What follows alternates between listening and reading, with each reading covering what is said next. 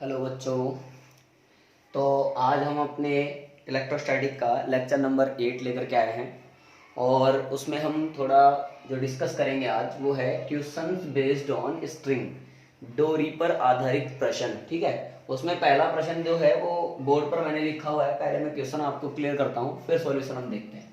To small spheres of equal mass m and equal charge q are connected to the two string of length l। ये कह रहा है कि कोई दो गोले हैं, दो स्पेयर हैं जिनका मास यानी द्रव्यमान m है, आवेश यानी चार्ज q है, दोनों l लंबाई की दो डोरियों से बंधे हुए हैं। शाबाश। Now these strings are suspended from a point. अब इन डोरियों को किसी एक बिंदु से लटकाया जाता है, बिंदु एक ही है। एंड इन इक्विलिब्रियम, साम्य अवस्था रहते हुए इन दोनों गोलों के बीच में जो डिस्टेंस है, separation between the sphere is d। Then find, पहला प्रश्न, टेंशन इन द स्ट्रिंग, उन डोरी में तनाव कितना आएगा, टेंशन कितना आएगा। Angle made by each string from vertical, vertical से डोरियां कितना एंगल बनाएंगी, एक ये बताना है। Third point, if angle from vertical is very small then what will be the separation between these spheres. अगर इन दोनों डोरियों द्वारा बनाया गया एंगल काफी छोटा है तो हमें एक ये भी बताना है बच्चों कि उन दोनों स्पेयर के बीच में सेपरेशन कितना होगा। तो जरा फटाफट से आप इस क्वेश्चन को नोट कर लीजिए पॉज करके, मैं सीधा सॉल्यूशन पर आ जाता हूं। अब देखिए सॉल्यूशन कैसे करेंगे मैं आपको समझा रहा हूं, समझना मेरी बात को ध्यान से। अब इसकी हम चित्रकारी करेंगे। तो सॉल्यूशन में देखो बच्चा, वेरी गुड, बिल्कुल आसान सा काम है। हमने कहा कि सर ये कोई रिजिड सपोर्ट है और किसी एक पॉइंट से ये दो डोरियां, शाबाश, दोनों की लंबाइयां कितनी बताई हमें, l। ठीक है, दोनों से दो स्पेयर जिनका चार्ज सेम है q, मास भी सेम है m। क्या मेरी बात क्लियर है। बोला है कि वर्टिकल से एंगल हमें नहीं पता है, मान लेते हैं चलिए कितना है, थीटा है। और अभी अगर ये दोनों इक्विलिब्रियम में है तो ये डिस्टेंस भी मानी जा सकती है, कितनी है बच्चों, ये d है। क्लियर। अब ध्यान से देखें, अगर ये थीटा है तो ये भी थीटा ही होगा। अच्छा, अब आप ये भी कह सकते हैं बच्चों कि अगर तुम थीटा हो तो तुम भी थीटा हो, सही है ना। अच्छा, यहां आएगा टेंशन, ये भी टेंशन। तो किसी एक स्पेयर की बात कर लेते हैं, इस टी का इधर कंपोनेंट क्या आएगा, टी कोस थीटा। चूंकि ये m लटका हुआ है तो नीचे इस पर लगेगा माझी, इसका वेट। क्लियर। अब और ध्यान से देखें तो ये भी समझ में आता है कि सर ये वाला q जो है वो इस पर फोर्स लगाएगा, F यानी इलेक्ट्रोस्टैटिक फोर्स। ठीक है बच्चों, और इसका t का एक कंपोनेंट इधर आएगा t साइन थीटा।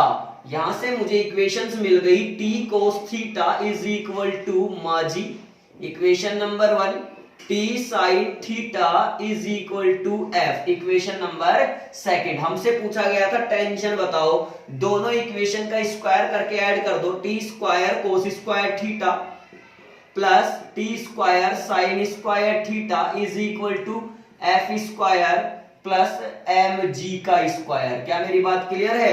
यहां से t स्क्वायर कॉमन आएगा, cos square plus sin square कितना हो जाएगा, 1, f स्क्वायर प्लस mg का स्क्वायर। तो t बराबर अंडर रूट ऑफ f को मैं लिख सकता हूं k q1 q2 यानी k q स्क्वायर बटे d, अगर इन दोनों के बीच की दूरी d है तो d स्क्वायर का होल स्क्वायर प्लस माझी का स्क्वायर। यही है टेंशन। पहला प्रश्न हो गया बच्चों। सेकंड प्रश्न देखो, दूसरा हमसे पूछा था एंगल। तो जरा ध्यान से देखें फ्रॉम इक्वेशन 1 एंड 2। तो बच्चों अगर मैं कहूं कि साइन बटे कोस, टेन थीटा, टी से टी कैंसिल हो गया, एफ अपॉन एम जी, तो टेन थीटा बराबर आ गया के क्यू स्क्वायर बटे डी स्क्वायर माझी, देन थीटा आ गया टेन इनवर्स के Q square upon D square माझी। आया क्या समझ में, ये है हमारा थीटा, हाँ या ना। अब तीसरा प्रश्न पूछा था, अगर डोरियों द्वारा वर्टिकल के साथ बनाया गया एंगल काफी छोटा हो तो हमें फिर इनके बीच का सेपरेशन भी बताना पड़ेगा। तो जरा हम देखते हैं ये d की वैल्यू कितनी आती है। इसके लिए मैंने इसको मिटाया और यहां थोड़ी जगह बनाई। अब देखो, तो बच्चों ध्यान से देखो, थर्ड पॉइंट मैं बता रहा हूं आपको, if theta is very small, जब थीटा छोटा होता है तो साइन थीटा भी थीटा होता है और टेन थीटा भी थीटा ही होता है। Then we can say that sine theta बराबर टेन थीटा कह सकते हैं। और अगेन यहां से देखो f की वैल्यू कितनी आ रही है, mg टेन थीटा, f बराबर mg टेन थीटा। अब टेन थीटा तो नहीं निकाल पाऊंगा क्योंकि देखो अगर ये राइट एंगल ट्राइंगल देख भी लूंगा, इधर बना लेता हूं बच्चों, ये थीटा है, ये d/2 बनेगी और ये l है। अब इसमें टेन थीटा तो मैं निकाल नहीं सकता, लेकिन साइन थीटा निकाल लूंगा। क्या हो जाएगा, परपेंडिकुलर अपॉन हाइपोटेनियस, लंब बटे कर्ण।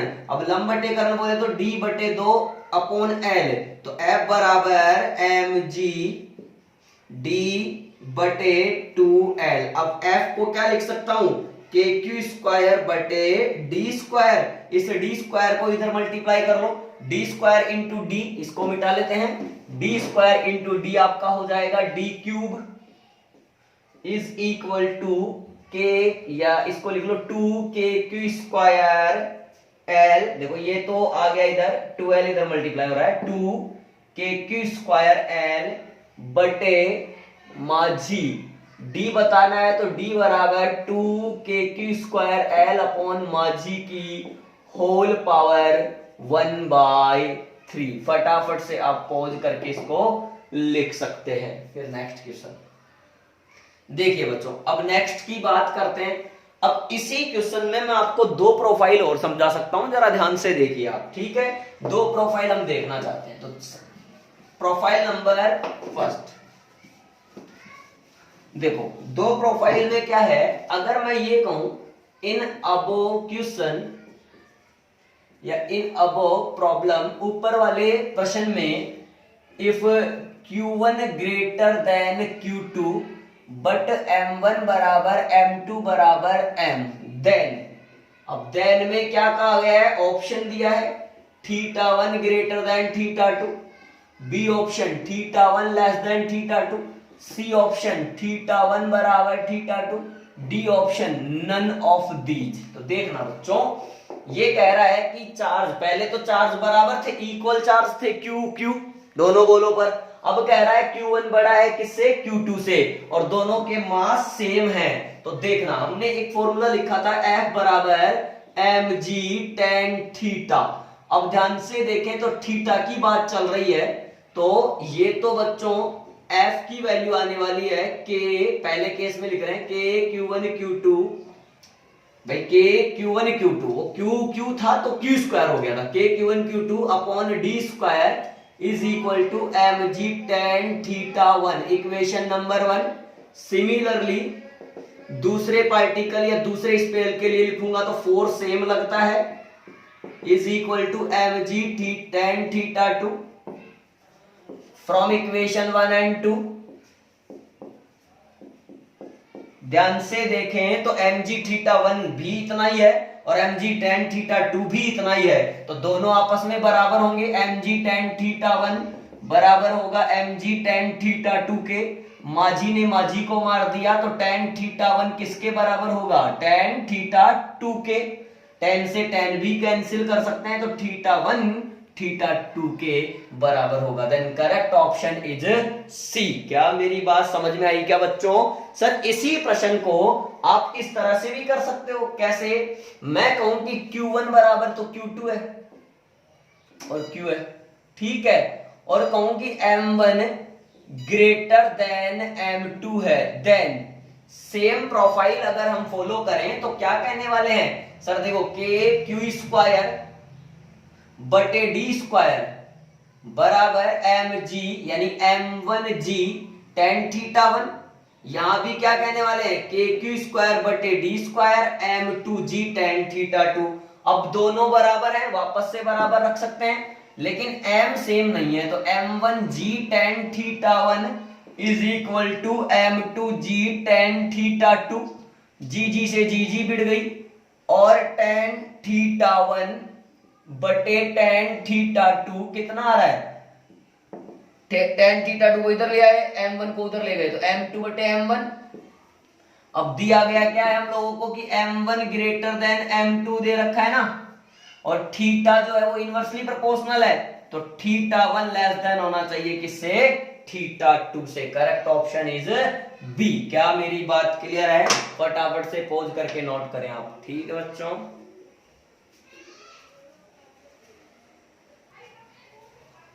तो बच्चों नोट कर लिए होंगे क्वेश्चन ना।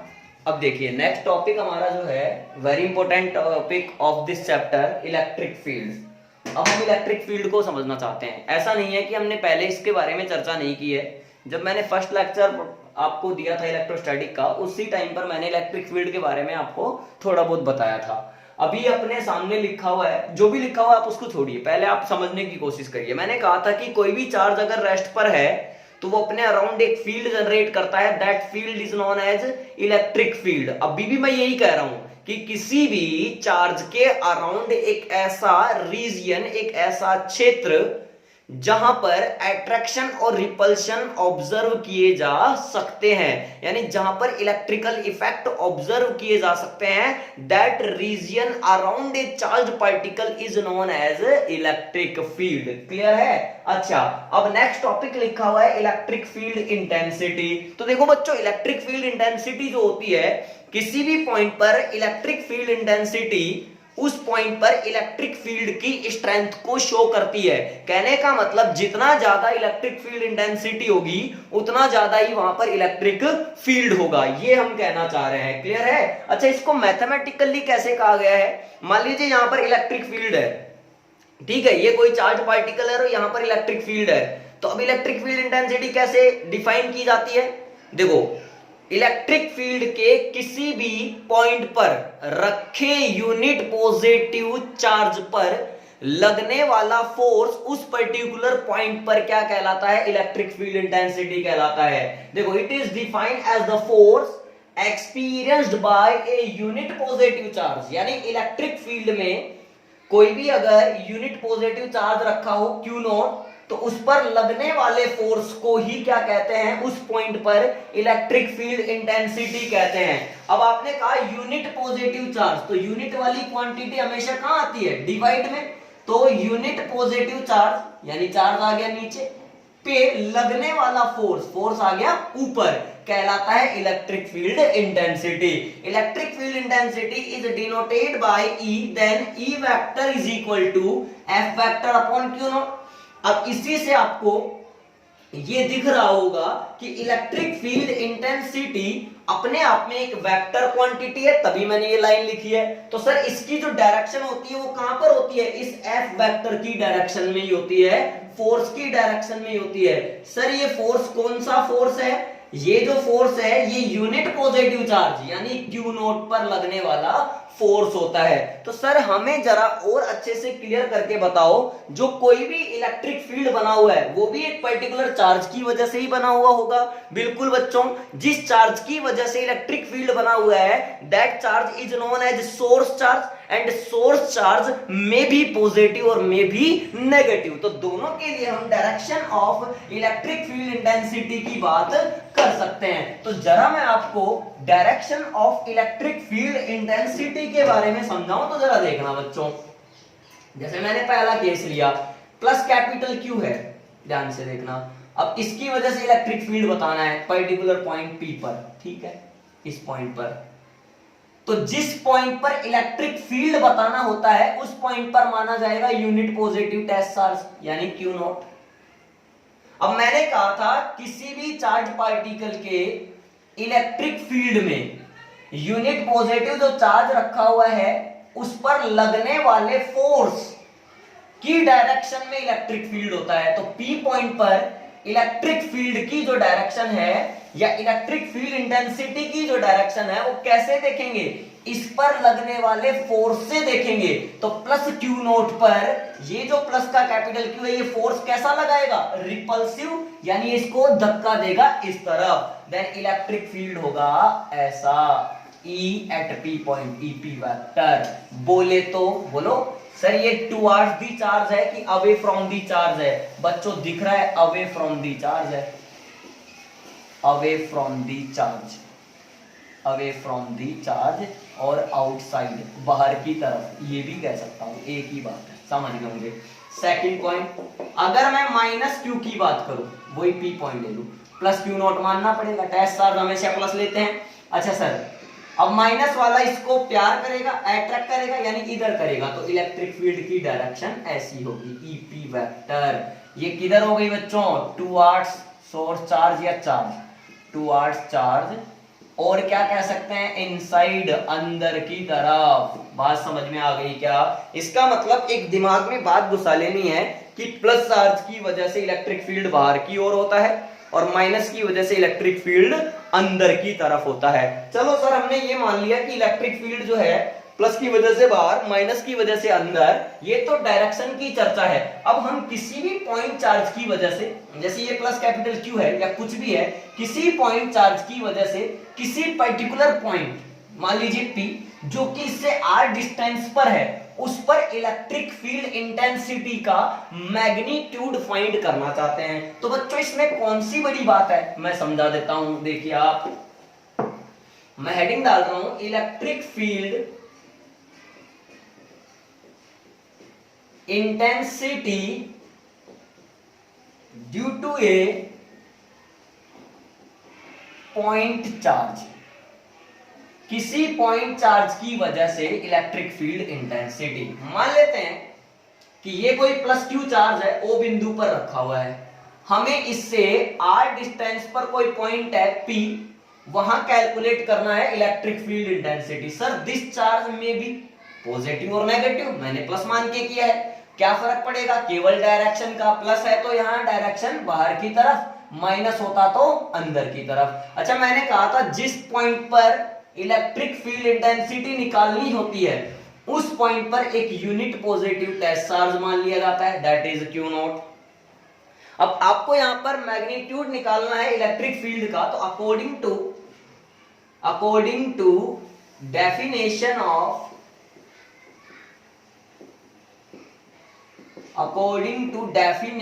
Of electric field, E vector is equal to F vector upon Q naught. अब सबसे पहले F वेक्टर निकालना पड़ेगा, तो F vector here, F vector by Coulomb's law, K Q naught बटे R स्क्वायर, और डायरेक्शन के लिए unit vector R cap, equation number 2 from equation 1 and 2। अब F वेक्टर की जो वैल्यू है बच्चों, वो कहां रख दो आप, इक्वेशन नंबर 1 में रख दो, तो E वेक्टर आ जाएगा K Q naught upon R square, नीचे Q नॉट है, इसको मैंने लिख दिया into 1 by Q naught, R cap as it is, Q naught से Q नॉट कैंसिल हो गया, देन E वेक्टर कितना आ गया, KQ बटे R स्क्वायर, या फिर इसको कह सकते हैं 1 upon 4 pi epsilon naught Q बटे R स्क्वायर, इक्वेशन नंबर 3। ध्यान से देख पाए तो E is inversely proportional to R square दिख रहा है। देन E और R में अगर ग्राफ ड्रॉ किया जाए तो हम देख सकते हैं ग्राफ इस प्रकार का आएगा, जो कि हाइपरबोलिक है। क्या मेरी बात क्लियर है? तो पोज करके फटाफट से नोट करें बच्चों।